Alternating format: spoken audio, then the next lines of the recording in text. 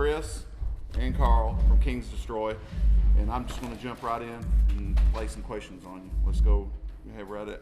It's been almost a year. May will make a year since the new album was released, the self-titled third album, of course.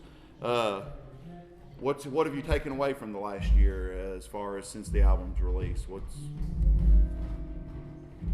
good standout events, memories? Yeah, we did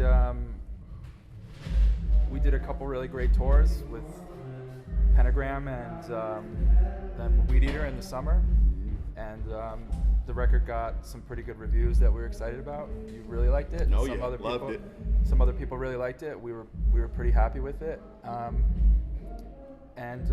I think it was probably our best year. It was definitely our best year, I think, since we started. Fuck yeah, yeah, So- fuck yeah. Carl's. Speaking of the tours and stuff, you all like sort of end up on what I would say are unusual tours, like with Weed Eater and Bongzilla now. Is that just by happenstance? Do you all have like any say in that, or? Unusual in what sense? It just, Like the match of the band? yeah, you all are sort of like a Bongzilla and Weed Eater are more like a sludgy type stuff. You all are more like, to me, like a grungy rock. I mean, you know, it's just not what I would consider a typical pairing of bands. I mean, there's only so many offers you're gonna get. But we like both of them. We really like Godzilla and Weed Eater, so yeah, that's why we did Black Cobra. I love that. That's why we took the tour. I mean, I get it that we sound a little bit different, you know. I mean, you're not the first person to say that, but I think it works. You know, people are open-minded these days to see different kinds of things at the same time. Oh, great.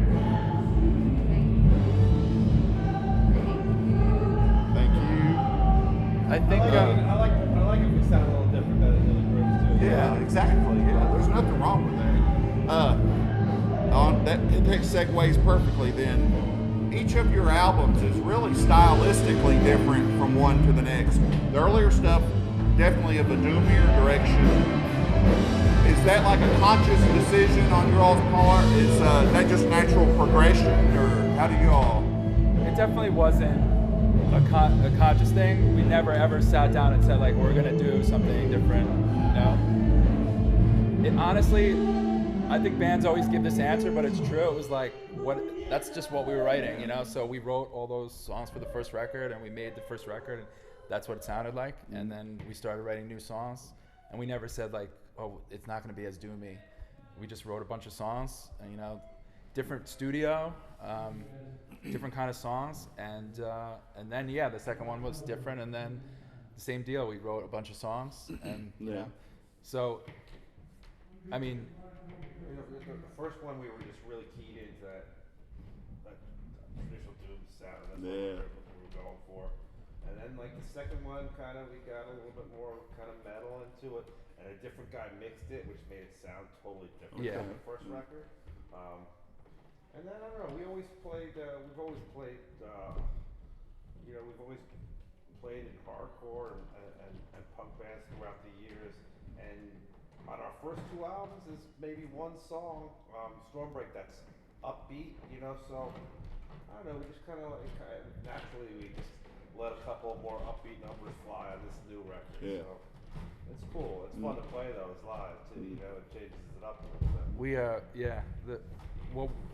We have some stuff that we've been recording that's completely different from this last record and completely different from everything else that we're really excited about. So, well, how does a Kings Destroy song get written? What's the process? Who brings what to the table?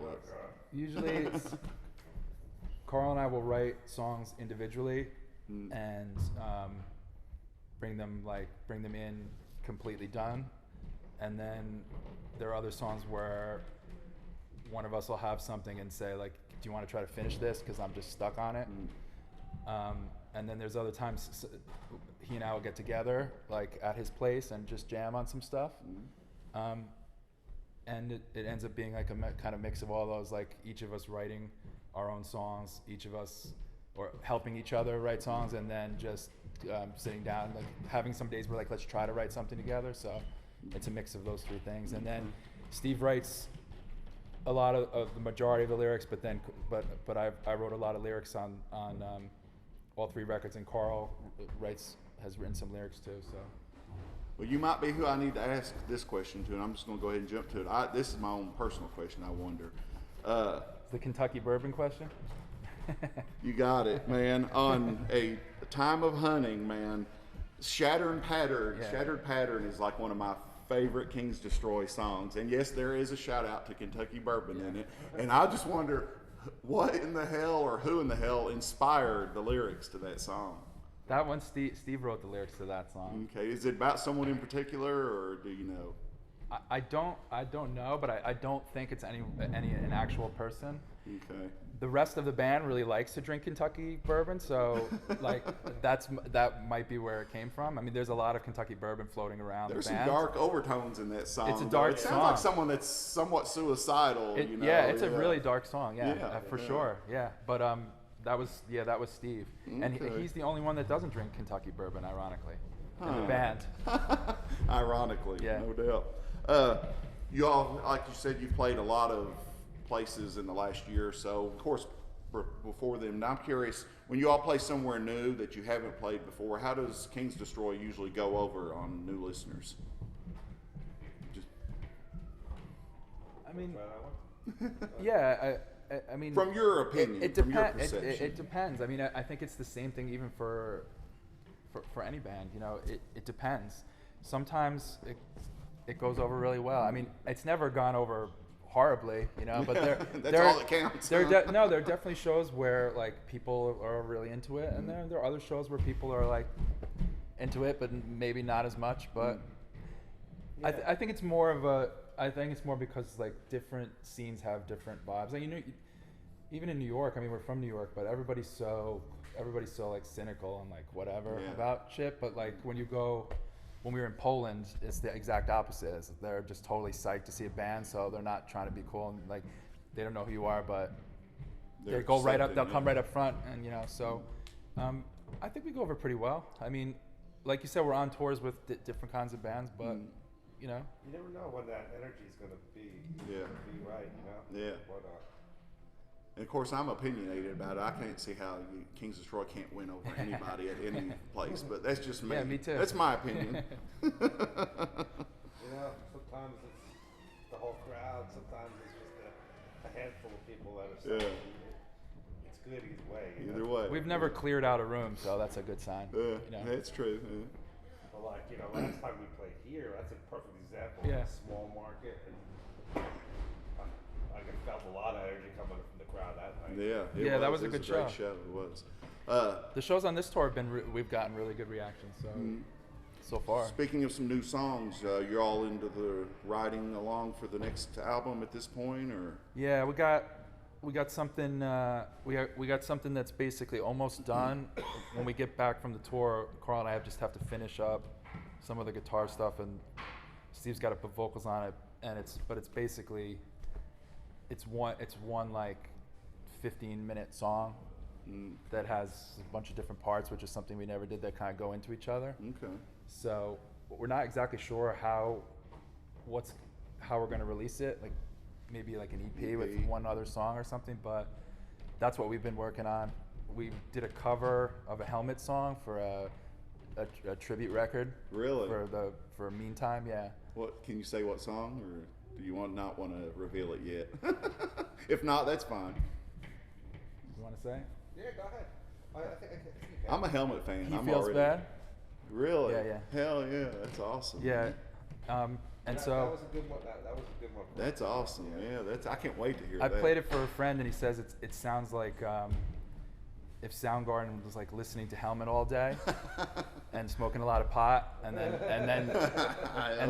then practiced. He's like it sounds kind of like that. So when's that going to be released? We don't know. you know, it was actually supposed to be out like right around now, but Okay. it's one of those things where Something to keep an eye out for. something's happening about it. But you know, once it's ready to go, we'll start posting about it. But I'll send you the track if you want to hear it. Let me know. I'll send it to you on the sly and let you hear it if you want. Definitely. I'm curious. Y'all get out and, of course, get to travel and getting introduced to a lot of other bands. Are there any bands that you all are digging at this point in time that we need to know about, or that we might not know about, that you all yourselves like? Clam Fight. Clam Fight, I like them. Yeah, from Philly. Yeah, definitely. Yeah, I like them myself. That band Kind from Boston. It's Yeah. Rocket Daryl Science. from who's been in a million bands. Yeah. And who else that you might not know about? Yeah, I've been jamming the Kind, the Rocket Science. I think that's the debut, the name. Yeah. But anyways, yeah, I really dig it. Yeah. Mm. I don't know. You know, we probably don't listen to as much new bands as we should, but I know y'all spend all your time listening to Bloister Cult, shit like that. that's no joke. You should have heard the playlist on the way in here. Yeah, no We're listening doubt. to some crazy stuff on the way up here. We'll start winding down. What's next? And you all have mentioned the Helmet song, possibly the EP. So We're gonna work towards making a whole new record, but we got no time frame on it. got you. Yeah. So that's the next big step in the Yeah. itinerary. Yeah, we have a lot of material. Carl and I have a lot of material that the band hasn't seen. That kind of before the Australia tour and in between, we've gotten together and we send each other stuff, and so we have a lot of stuff. But we've been playing out so much that I think and the record only came out, like you said, it's just going to be a year, but we actually recorded it kind of further back, so I think for us it feels much like longer since we've done a record, but we've been playing so much, which is great. You know, I think all of us knew that it was probably time to go out and play a lot, you know? Yeah. So yeah, we're gonna just keep writing. I would love to put out what we have and then put out another record like right behind it in less than a year, but I have no idea how it's gonna work out. Yeah. Like I said, I don't think we can never have too much. Yeah. Things destroyed. That's cool, man. Yeah, I agree. definitely. Well, guys, I appreciate it once again. Dragging Dragging on it. Nexus with Have you Chris. heard of Holy Serpent? Oh yeah, I was telling them about Yes. You like that? You like Yeah. some of those tunes? Yeah. Definitely. But I appreciate everything. And